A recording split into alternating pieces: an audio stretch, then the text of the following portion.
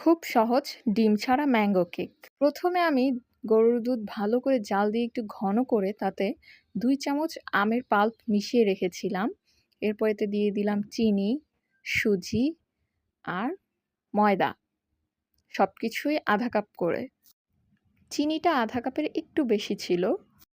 আর ময়দার সাথে আমি ১ চিমটি বেকিং সোডা আর ১/২ চামচের মতো বেকিং পাউডার নিয়ে ভালো করে চেলে নিয়েছিলাম। এরপরে আমি এই মিশ্রণটার সাথে মিশিয়েছি।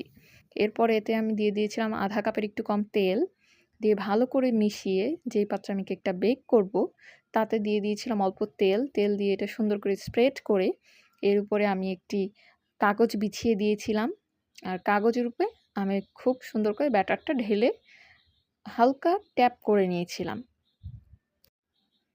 আপনারা ঠিক যেরকম দেখতে পাচ্ছেন। এরপর আমি কেকটা বেক করতে চলে গেছি। কেকটা বেক করার জন্য আমি একটি সসপ্যানের ভিতরে নিচে বালি দিয়ে একটি স্ট্যান্ড বসিয়ে তার উপর কেকটি বসিয়ে দিয়েছি। আঁচটা মিডিয়াম লোতে থাকবে। দেখুন কেকটি তৈরি হয়ে গেছে। আর হ্যাঁ, আমি উপরে কিছু কিশমিশ দিয়ে দিয়েছিলাম, যেটা ভিডিও করা হয়নি।